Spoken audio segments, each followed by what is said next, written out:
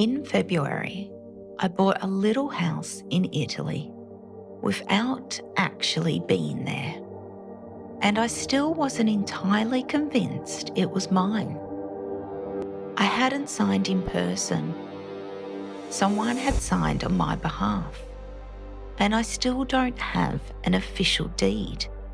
Just a handwritten piece of paper saying everything had gone through. And today is the day I fly back to find out whether it really is mine. My son and I got to the airport ridiculously early because flights had been getting cancelled and changed, and with everything happening around Dubai, I wasn't convinced we were actually leaving. So in the back of my mind, there was this strange thought. What if one of us gets on the plane and the other doesn't? The airport was almost empty. Quiet, in a way airports normally aren't. We checked our bags, got through customs with no problems, and then just waited. Talking, not really about Italy itself, but about the house.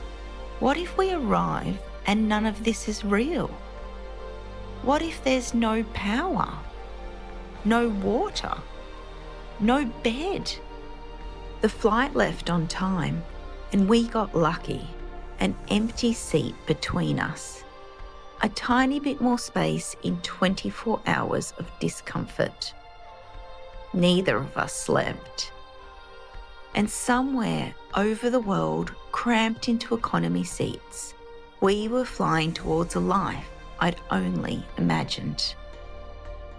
When we landed in Milan, we were hyper-vigilant.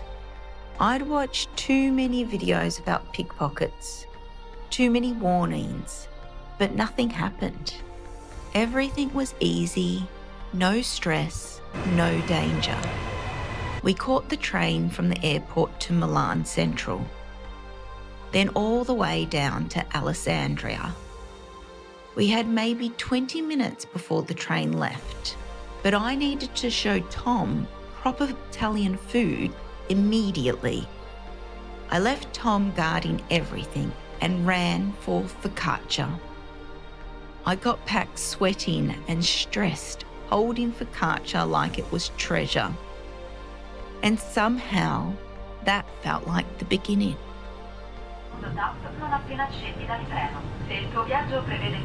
Our Airbnb was brand new. We were the first guests. Even the mattress still had its plastic on it. And they left us wine. And after nearly 2 days of travelling, that felt incredibly generous. So we opened the wine, rolled cigarettes, sat on a balcony pretending this had always been our life. But on the way, I was actually a little bit unsure because the towns, the towns as we came in on the train station were a little bit rough. And, the last time I was here, I was only here for 20 minutes. As you know, if you've watched the previous videos, I wasn't initially thinking of buying, so I didn't really look around properly. So as I was coming in and I noticed the town's looking a bit rough, I'm like, oh my God, have I made a mistake? Is this, is it not a nice place that I've bought in? But anyway, as soon as we're not far from Acqui, the hills start to arrive and the place starts to look more and more beautiful. And then we get off the train, we start to walk in, and the town is freaking gorgeous. So absolute fluke. I've bought into an area which is absolutely lovely. So we were intending to go out for dinner last night, but we thought we'd have a little siesta at 4, and then we never woke up. So today's the next morning. We're getting ready, we're going to head out. Tom needs some new shorts, so we're going to see if we can find any shorts. And I need a little white belt. I left it at home, but the old belt was crappy anyway, so it'd be nice to replace it. And then we're going to pick up the keys. So today we'll take you for breakfast, we'll walk around the town, we'll get the keys, and most likely go out and find the house. Now, we're also still unsure about the whole process, because if you watch the previous video, someone signed on my behalf. So I'm still not 100% sure if that's all legit. I still haven't received the deed. I did receive like this little like handwritten thing that says, you know, that the place is mine, or says that it's signed, but it's signed in that person's name, not in my name. So we're going to find out if the house is mine. We'll pick up the keys, we'll go for breakfast, and I'll show you this gorgeous town. We wandered through Akwi, touched the thermal water pouring out at 75 degrees, bought focaccia, salami, eggs, came home and drank red wine with breakfast, because apparently we were committing fully to Italian life. Then eventually we jumped on the train. So I'm now travelling on the train to go and see the house for the first time. I am a little bit nervous.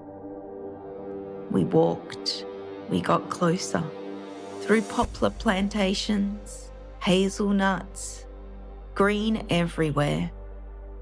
It was just how I'd imagined. And underneath all that beauty, the question, what are we about to find? Because we genuinely didn't know.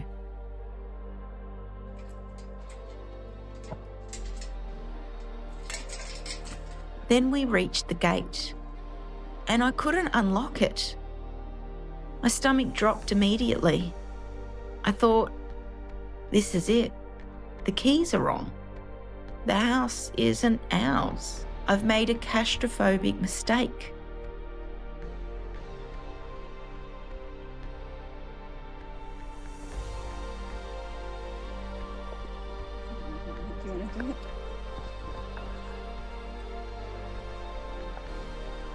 So I reckon it needs a lock, not a key. After several minutes, Tom realised the gate wasn't locked. You just had to lift it.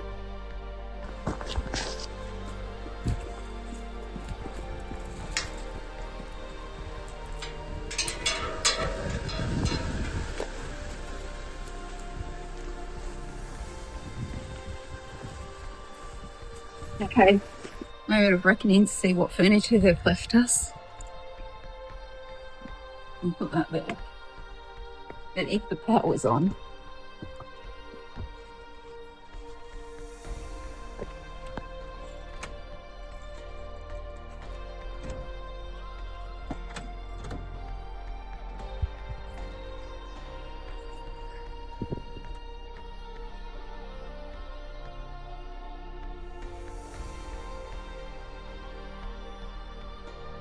then finally, we stepped inside.